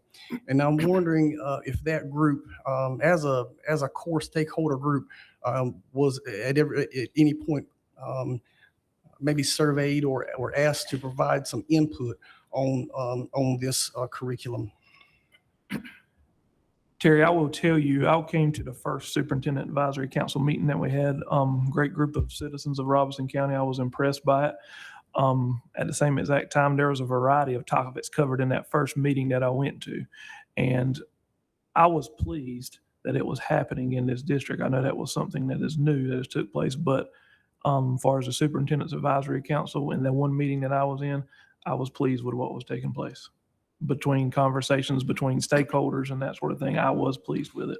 Yes, I will answer that one. If anybody else has anything to chime in about it. So these individuals were able to provide input. Do we have that in any format, in a formal way? I can't answer as far as you're asking for as minutes and what was discussed and that sort of thing. Right. I think Jessica, you sent out what the stuff was, right? Jessica would maybe have what was discussed, but now it was basically open dialogue. I mean, people would ask questions and it was good, great conversation. So do we have that? Do we have any formalized data about the curriculum from this group? In the one meeting I did, it was not discussed in that one meeting that I went to. Now, it might have happened in another one, but not in the one I went to, unless any other cabinet member can chime in which one and that sort of thing. If I may, Dr. Carr, we did share the math and the language arts with that group. We In fact, did. we shared with them a release test. Talk about that, So please. last meeting, one of the things we wanted them to see is what the rigor of the standards are and what the requirements are. And so we sat down and really talked about what the standards look like, what resources we use, and we actually had them take part of the test so that they could see what it looks like, an understanding of what kids are being asked to do every day. And they were very appreciative and said it was great to see that now they had a better understanding of why kids were being asked to do certain things once they saw the assessment, once they had an opportunity to dig into it. And so they appreciated the opportunity to have a better understanding, what is the state actually requiring and why are we asking certain things? Because just like we heard before, some parents were hesitant about what they had to do with their kids with math because it looked different. But then when they saw the assessment, that is what is on the assessment that the state requires for them to take. So it was an open dialogue about what requirements, and so they could see the connection between what we were doing in the curriculum and what we were doing because of the assessments. And we also share this information with our district improvement team. So our supervisors and them have also presented that, and that is stakeholders that also include different members, so parents and all sorts of other community members that are district improvement team members. So do you have any formalized feedback from them about this curriculum? No. Thank you. Mr. Bradley Phillips. So does all of our schools know that they have the ability, or do they all have the ability to come per se off script with Yes. the curriculum? Because that's the first I've ever heard of it. It's always been the conversations that I've had, it's 100% here or nothing at all. So one of the things that we worked on a lot this past year is what we call our weekly planning meeting. So when you're in a weekly planning meeting and you're looking at a lesson plan, we ask certain questions once we get past what are the essential understandings, what do students need to be able to know and show. But we get to the point where we ask, is there any information or knowledge we have to activate? So is there something knowledge we need to drop, right? So that's the first thing. Is there background knowledge that we need to add? Then the next question asks, do we need to make any adjustments? And that's where teachers truly have the flexibility to say, you know what, I think we need to add in an anchor chart here, or they only gave one model. I really think our kids need 2 models, right? And then we actually ask them then to adjust, and we can make any adjustments as far as time goes. So if I'm going to add in a model, I might need to cut out 5 questions out of the fluency part. So we've tried to teach teachers not to just go and say, oh, I don't like this, I don't like this. But it's making sound instructional decisions about why you're changing that lesson. But that is built into our weekly planning lessons, our weekly planning meetings. And that's fine to be doing that, as long as it makes sense, it's justifiable. Right. While they're being observed by district? Yes. Okay. Yes, because actually principals, assistant principals, and coaches sit in on those planning meetings. Okay. So listen, I always say, listen for the words, how do we adjust the lesson and how do we level it up? Those are words that you want to hear, because sometimes teachers need to level up a lesson. And that's also part of the trainings we've had with principals. So all of our low performing schools have had to come in for monthly meetings where we review how to do those planning meetings so they can effectively help their teachers identify what are additional resources I need to add. And same thing with coaches. Every time we have a meeting, we say and go through that process, or make them look at each other's process of doing planning and what do they need to change. So it's constantly helping them grow on how to do that better with their teachers, because they're learning and growing at the same time, so that they can help support their teachers. Mr. Chair, if I may, and Yes, sir. I know we need to move on. About 4 years ago, I asked all of our principals, is your building a formative building? None of them could answer that question. But we asked them at the beginning of this year, so that they now understand and how these curriculums have made their buildings in real time formative buildings. I mean, I think as a lot of the principals said earlier, it starts with the standard. You have to know what kids are going to be able to do or have to do at the end. But if we don't ever adjust to what we're seeing, it's great to have a lot of data, which is, I think, where we lived 4 years ago. We had a lot of data, but we were not responding to the data, right? So now the idea is formative is do it now, fix it now. Don't wait 9 weeks. Don't wait until the end of the year. Is if you see a gap exists, we've taught our teachers how to develop reteaching structures, right? How do I reteach right away? Does it have to be a whole lesson? No, it might be 10 minutes. But we're trying to get teachers to respond to the data. When you do that on a regular basis, you are a formative classroom.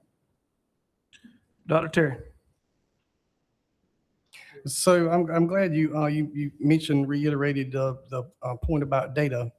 It seems like every time I ask a question about data, there's some tap dancing, and I get it.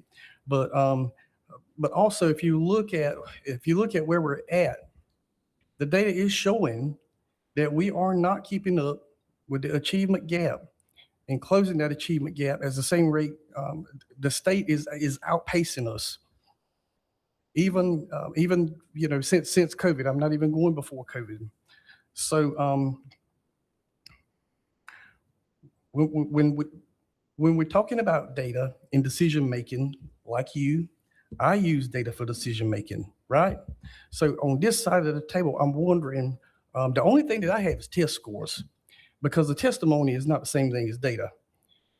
That works well in church. Thank the Lord, I got one too. But what we need to see is something in black and white, other than, and I think it's good. I'm excited that the principals came out. But if I'm going to hear a testimony, I would really like to hear some testimonies for someone, from individuals that are not under the auspices of the district. And like I said, the only thing that I have available to me is the results that come from the state. And I know that we're doing better than we were at one point. But it seems like for all of there's a lot of pain points associated with this. It's not as bad as it used to be, but I'm wondering if the juice is worth the squeeze at this point. Chair, if I may. Yes, sir. Dr. Locklear, let me invite you again to schedule and sit down and let this team of folks walk you through the data so that you will see the growth, so that you will realize we're not being outpaced by the state. Again, let me invite you to schedule and sit down. It is so much, but once you go through that process, a lot of that will be clarified for you. Mr. Craig. Thank you. Mr. Bradley, to kind of touch on what you were saying about, which I think felt like I've said it for 4 years, that the people at school didn't know, especially at first, that they could bring in other resources. Because it was almost said, like Dr. Manning said, no. That has, maybe no was never said, but it has lessened over the years. That if it's with the standards, you can bring it in and get it so everybody knows that. And I'm going to go back to when we started. I can't remember all the terms, but when we started the curriculum and we were doing new things, and we had, I fussed a little bit. We had 10 and 12 people going into a classroom and the teacher's up there teaching. And that was nerve-wracking. Mm-hmm. That was nerve-wracking. Then you say, well, we're not in there looking at the teachers, but still as a teacher, first-year teacher, second-year teacher, 20-year teacher, that was nerve-wracking to the teachers. That we all went through that. That's backed off now. You got the principal going in and y'all might pop in or something like that. But we got away from that. And then the fact too, if we can get out, you can bring in other stuff. And Mr. Bradley, it's like you said, I still don't know if that message has gotten to everybody at the same rate. Because I think we have schools that do a better job of that than other schools. So we definitely need to stay with that. But that 3 or 4 years ago, when all those people were going into rooms, it was creating a nervous atmosphere for teachers. And thankfully we got away from that. Mr. Bradley. So I agree I know we need a curriculum. I do. And it was great to hear that, our teachers and building leaders have, the flexibility to make changes as needed, where it makes sense to fit that classroom. And I know we've sat down, me and Dr. Carr, and looked at numbers, because obviously to us, sometimes it just seems like numbers. We don't know what the numbers mean, So it was good. I appreciate that time, that we spent there. It was a painful hour and a half, to be honest, but it was a good good eye opener. So like Dog, if you want to come, I'd come with you. Just to kind of share what I've experienced. I know I just hope that we're getting that message out there to our teachers and building leaders, that they have that flexibility. And what does what does that, can you kind of just, 30-second picture, what does that look like now? Because I've heard of those 5-10 folks coming in classrooms often, and I don't feel like that's the case. But can you explain some of that for us? A lot of times, so if it's a principal coach going in to work with their principal or their ILT, it might be like myself and the ILT for a school. And basically, when we push into a classroom, I try to help model monitoring the learning. I ask them what they're seeing, and I'm coaching that team. And then typically we step out. We always try to give a thumbs up, right, for the teacher. We step out and then we debrief.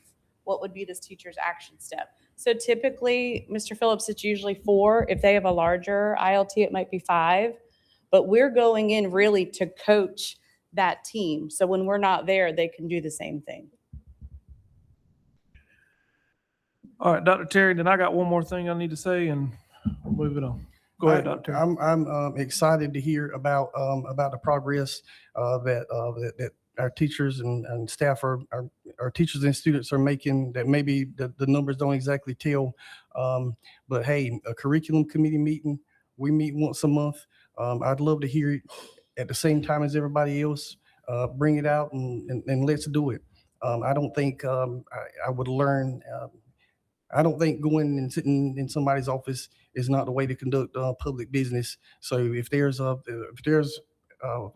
factors out there that need to be bragged about, let's do it right here in public. Get your button. Hold my comments. Okay. My whole thing is this, and I'm done with it. I've sat here and I've listened. This is the 3rd time I've seen this PowerPoint. I saw it with y'all in the office. I've seen it curriculum. I've seen it now. And I'm going to be honest, I'm disappointed, okay? And where my disappointment comes in at, we've mentioned one word in this whole entire meeting about this subject: teacher. If you put a teacher up there that shows positive growth over a course of years, it has value to it. You've got principals that have sat out there, and I'll be honest, there's some that ain't 100% sold. They'll tell me that, but they're not telling y'all that.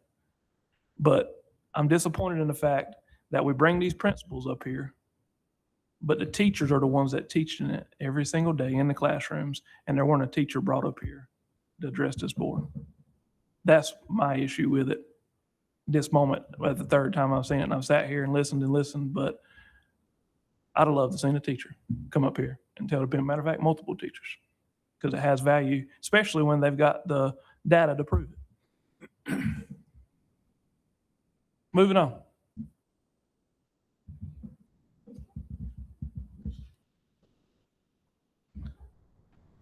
Next up, Mr. Bobby Locklear, summer hours.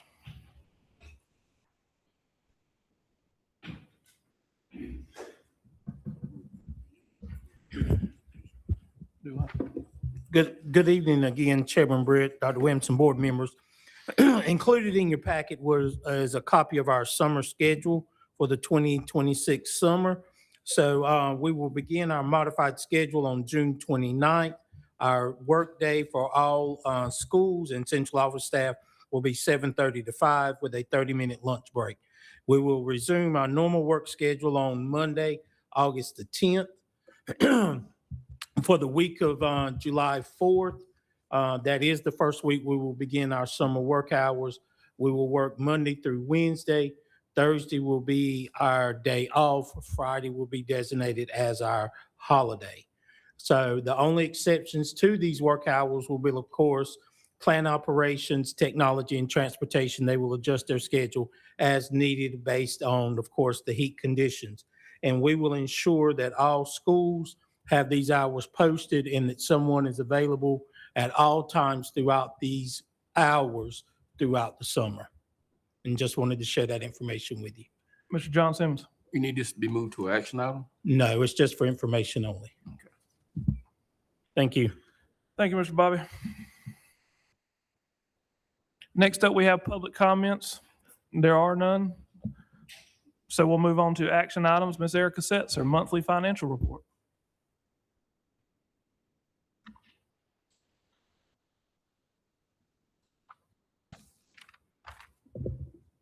Good evening, Chairman Britt, Superintendent Williamson, and board members. You have the April financial report in your packet. I can answer any questions anyone has about that at this time. Mr. John Simmons. Anything changed, sir? No, sir. Make a motion to approve. I got a second. Mr. Terry. I have a question. Ms. Melissa Oceans. John made the motion. Ms. Melissa Ocean made the second. I have a question. Okay, so for PRC 004 resource teachers, that remaining balance improved from last month by about $9,300, Was that a payroll correction, a reclassification, or? So 04 is a position allotment. So what I tend to do during the year, if we've had teachers who over the course have maybe gone from A0 and gotten years of service, I transfer those out. So we're putting our higher paid teachers there. Okay. Also, the TA to teachers 066 has a balance of 28,000, and it don't look like we've spent any of that this year. So the state changed the way they process the TA to teachers, and I do that at the end of the year as well. I get with Ms. Jarita because we pay a lot of those expenses up front now through Title II and then request reimbursement. Previously, the state allowed us to pay up to a certain dollar amount per TA, and we would pay the schools themselves. But there was a time where we weren't going to get the funding, and it came last minute, so we had to switch up the way we monitored Will we that. use all of that? I'll get with Mr. Jamal and Ms. Jarita and make sure. I hope we use every dime of it. Thank you. Yes. All right, we got a motion on the floor by Mr. John Simmons. A second was made by Ms. Melissa Oceans. All those in favor say aye. Any opposed? Ayes have it. Ms. Erica Setzer, the next one, Thank D, you. sole source. Okay, so y'all let me know how, are we going to do the whole thing or piece by Hold on, piece? we got stuff going. We got people Okay. clicking all around the room. Okay, Mr. John Simmons was first. Ms. Erica, this is what we went over a few days ago. this is what was presented last month and taken off. Then we had the curriculum updates. This is the conversations that Dr. Carr has been saying on what the renewals. And then moving forward, we would do a full, and I'm probably not using the right terminology, career committee to move forward once those standards change. These are the renewals required to continue to bridge that gap year until the new standards come in place. Make a motion to approve. I got a motion been made by Mr. Vontae Leach, a second by motion made by Mr. John Simmons, a second by Mr. Vontae Leach. Dr. Terry Locklear. So, Ms. Erica, policy 6430 says, I guess in part, that when a purchase is requested under the sole source exemption, the purchase officer shall provide the board with documentation to justify the use of the exception. So if you don't mind, can you identify, like, for each vendor listed, whether the justification is like a no competition, one source, or standardization compatibility issue? It's the standardization and compatibility. So it's what we've been using over the years. So we want to continue every moving one of forward them? with it. Yes, sir. For every one of them? Okay. Yes, sir. So if we're going to. They're all renewals. So are we going to treat these as a group of purchases under policy 6430? Or are we going to go through them one by one? The motion that's on the floor was to approve them all.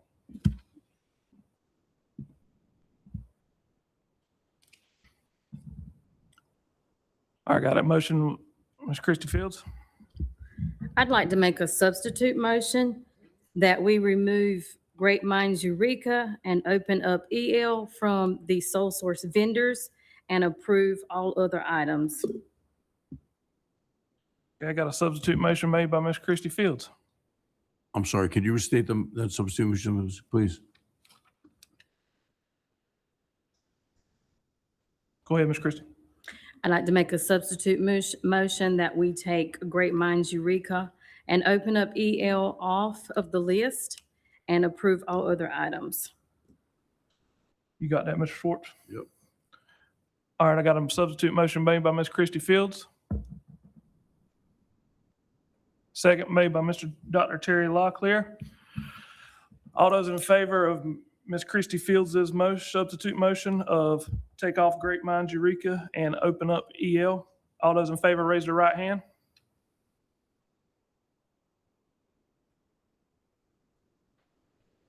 You got this. 1, 2, 3, 4. Let me get that. I'm sorry. Okay, hold on one second. Hold on. Can we get the show of hands again? I'm sorry.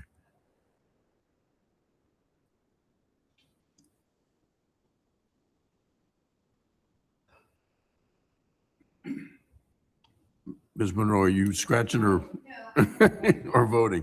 So no, you need the vote. Are you voting in favor of that or not?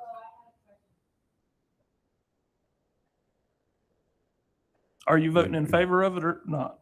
Well, she has a question. Is she allowed to ask a question for me? She can ask a question on the motion if that should have been taken prior to the vote. The question should have been taken prior to the vote. Can we re-vote? I didn't get the full vote anyway, but we need to get the questions first. What's your question, Ms. Crystal? So I just, if we did take them off, would there be a backup plan, like for the court, for a court? Like if we're gonna take these off, what would be the next step for the teachers?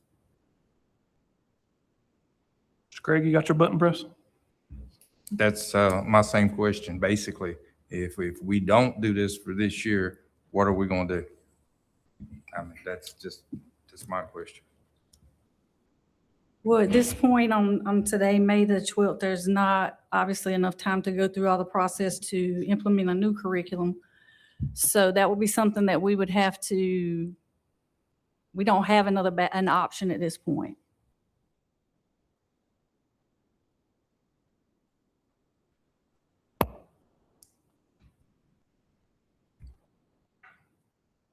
Do we need to take another vote? Or I get the first vote, so we need to take another vote unless there's more discussion.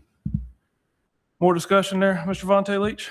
Also, is it the new state standards are coming out with a new curriculum in like 2027?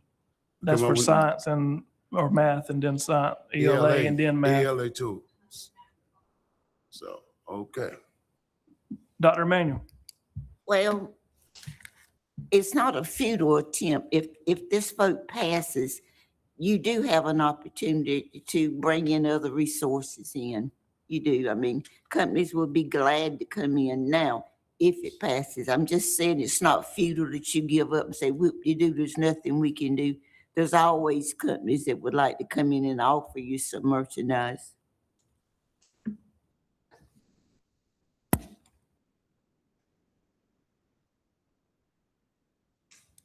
Go ahead. Hold on. Dr. Mann, you got another question? You got your button pressed.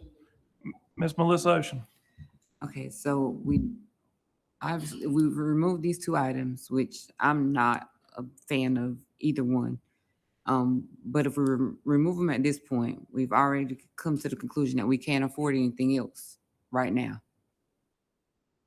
Not a new curriculum. So, I mean, we just throw them out there and we go back to what they used to do when we went to school. I know back in the day, and I made somebody speak up, teachers from each grade level got together and done pacing guides according to the standard course of study along with it. Am I correct on that? Dr. Terry? Dr. Emanuel, with your experience in leadership here at the central office, What are your, so the sentiment seems to be, it's too late, we can't do anything, our back's behind the wall. Please comment on that. Yes, ma'am. Well, it's never too late to try to help children, you know, and I think you would need a committee to come together. And there are always, as I said before, companies that would be willing to show you their wares. I don't think it's too late. Now, that's my personal opinion. Now, would you like more time to plan? Sure you would, but you can't. My opinion is you cannot select a program for teachers without teachers selecting it. That's my opinion. A district office cannot select a curriculum. Teachers have to select that curriculum, and you could get a group of teachers to work together to recommend. Now, the thing that there's no money, we got to have money to pay these people. So that's 600,000 there, that there could be some kind of future. All right, and just looking at what these other, if you go look, you all can research it just like I did, and look what the other counties are using, and even look at the amount of money they're using. It's not, you know, just like already you said it was very expensive. True, it's expensive, but it's not $3 million. And Erica has just said there's 700,000 in something she just mentioned, and then you got the 600,000 that she's going to pay. The EL curriculum.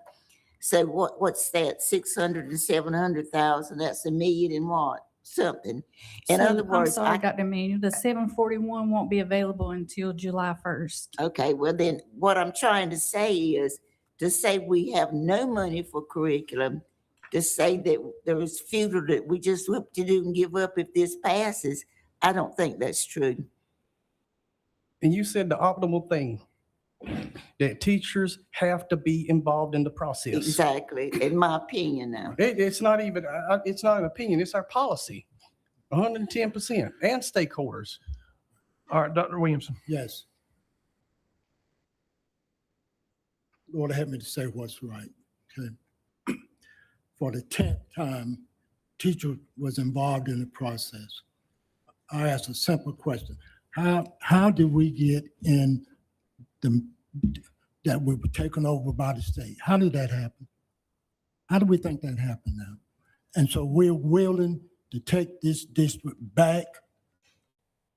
And so the question was asked, what are we going to do? You're going to live with the decision you made tonight. That's what you're going to do. You got to live with the decision. You didn't value what principal said. We brought teachers in. Then, you know what was said to us? Well, you handpicked the teachers. Come on. That's what was said to us. That's why we didn't bring teachers in tonight. How do you think we got in and created all the gaps that was created? But whatever we decide, we got to live with it, right? We got to live with whatever we decide and ignore the progress that we're making, ignore what our instructional leaders have said, and why. And why. We've explained when the new curriculums are coming on. We'll go back through the same process. But again, teachers was involved in selection of all these curriculums. So that's to say that didn't happen is not true. Not true.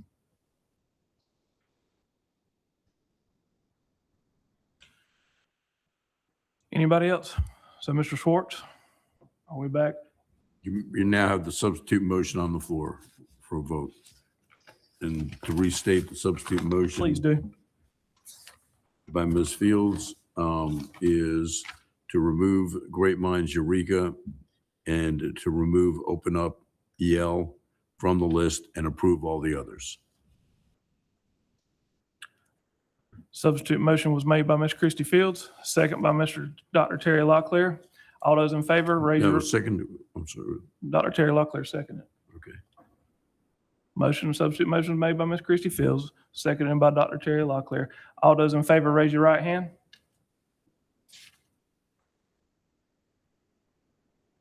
Okay, let me keep them up if you would. That's Ms. Fields, Emmanuel, Brewer, Phillips, Locklear, and Britton. Opposed? All opposed? Okay, the rest, all right, thank you. Got it. Ms. Erica, Yes. 25, 26, 26, 27 budget proposals. So please tell me, we went over, the Finance Committee meeting, we had that last Wednesday and went over in detail our 25, 26 budget, our 26, 27 budget proposals, and we are bringing those forward for approval tonight. I do want to mention, late yesterday, we received federal planning allotments. Those federal planning allotments are a little over, close to $2 million less than what we've received this school year. So we do want to discuss amending our request to the county to include an additional $3 million. So I know what we discussed initially at last Wednesday was we were going to do a total request of $5.5 million, $3 million of which was a sales tax transfer from our own funding with capital outlay into local current expense. Based on the federal planning allotments, we want to amend that to $8.5 million. Again, with $3 million being a transfer of our own funds from county sales tax to county appropriations and $5.5 million request to the county. And that has to go to the county commissioners, right? That's for approval, correct. Ms. That's Erica? correct. And as we discussed at that meeting, we're going to get together, you and Mr. Edge, to come up with some dates for us to have those conversations. I've got some dates that I've got to run by him. Yes, ma'am. Yes. So Mr. that was Craig. my question. So y'all. I've got them right here. Yes, sir, Mr. Craig. That'll be on the agenda for tomorrow.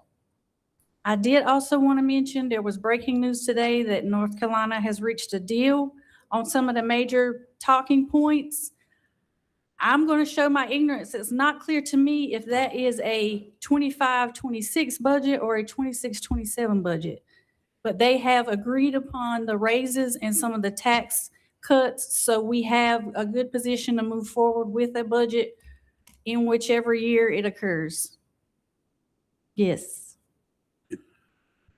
It's a biennial budget, so it would be for both years, 25, 26 and 26, 27. But what I'm hearing is that they're looking to get a budget by the end of June. To become effective July 1 of 2026. 2025. So they're going to, by the end of June, they're going to retroactive, or we don't know all of that yet. All that Don't will be know. forthcoming Yes. on all the language involved in that. But there are very positive points that both chambers agree and are moving forward with the budget. Dr. Emanuel. You just answered my question. I was saying, would it be retroactive for teachers? You There's just nothing in answered. the language yet to indicate. I think the timing of it is going to be something It's- that they're going to have to work on. They've indicated they still have weeks of work to do, so we don't know any of that yet. That would be wonderful. But it does mention raises for employees and bonuses for employees, but we'll have to get all of those details as they move forward. It still requires approval from the House and the Senate and a signature or a time lapse from the governor. Ms. Erica, can you say again what our proposal is that needs action on? Okay, so we're presenting the 25-26 budget in full, and we discussed why, that's late for the reason that I just mentioned. We don't have a North Carolina budget this year. The 26-27 budget proposal would be a total of an $8.5 million request to our county. 3 of that $8.5 million will be our own funds from capital outlay. We would ask for them to transfer that it requires county commissioner approval to transfer to local current expense. And we would have a local current expense request of $5.5 million. And the budget resolution is a summary of the 25-26 budget by purpose function. Mr. Bradley Phillips. I make a motion to accept Ms. Seltzer's budget proposal the way she explained it. Got a motion made by Mr. Bradley Phillips, a second by Mr. Henry Brewer. And to be clear, this is the superintendent's recommendation. Yes. Yes. All those in favor, raise your right hand. Any opposed? Unanimous. Ayes have it, unanimous. Thank you. Ms. Setzer, thank you. Before we go into closed session, I've seen him sitting over there, but I've slipped my mind. I'd like to recognize former House Representative, Mr. Charles Graham. We appreciate you being here, sir. Ms. Melissa Oceans, I need a motion to go into closed session. Yes, ma'am. I move that the board enter into closed session for the following purposes: to consider confidential personnel matters as provided in North Carolina General Statutes 143 through 318.11A1 and A6 and 115C through 319, to consult with the Board of Education's attorney to preserve the attorney-client privilege, and to consider the following pending litigation: Jonathan Dow versus Matthew Locklear, Dr. Freddie Williamson, and PSRC Board of Education 26CV 000-763-770. Robeson, Amber Dunn versus PSRC et al.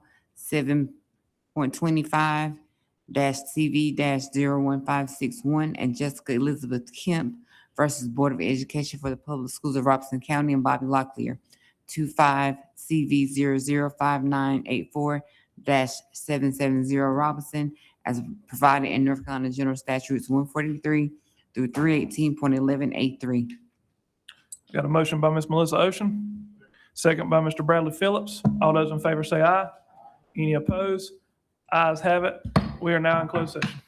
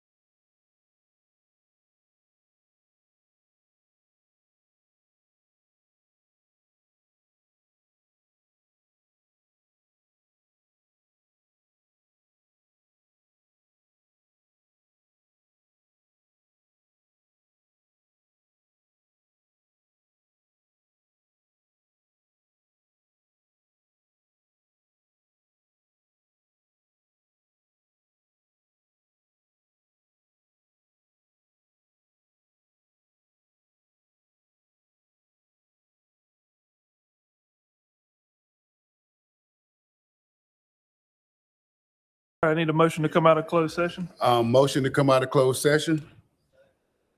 Motion is made by Mr. Vontae Leach, a second by Mr. Henry Brewer. All those in favor say aye. Aye. Any opposed? Ayes have it. 10-0 there, Mr. Schwartz.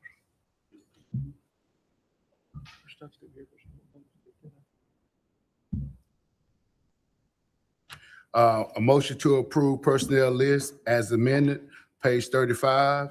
It's a 4-year contract for the administrators. So I got a motion made by Mr. Vontae Leach to approve the personnel as presented, including the additions, and amend page 35 to 4-year contracts. Correct. Second by Mr. Henry Brewer. So motion was made by Mr. Vontae Leach, second by Mr. Henry Brewer. All those in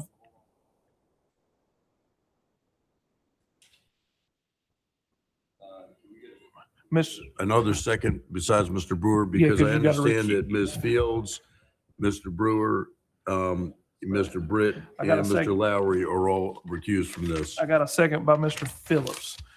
So motion was made by Mr. Vontae Leach, second by Mr. Phillips. And like you said, Mr. Brewer, Mr. Lowry, Ms. Fields, and myself will recuse ourselves. All those in favor say aye. Aye. Any opposed? Ayes have it, 7-0, Mr. Schwartz. 6-0, right? 7. We had 4 recused. We got 1 missing. Yeah, that was right. Well, But she was Oh, recused. she was recused. Okay, so 7-0. Yes, sir. Sorry, thanks. Motion to adjourn. That was Britt, Brewer, Fields, and Lowry. recused. Yes, sir. Ms. I Crystal make Monroe. a motion to adjourn. Motion made by Ms. Christie Fields to adjourn, a second by Mr. Bradley Phillips. All those in favor say aye. Aye. Ms. Monroe. Ayes have it. We are That adjourned. was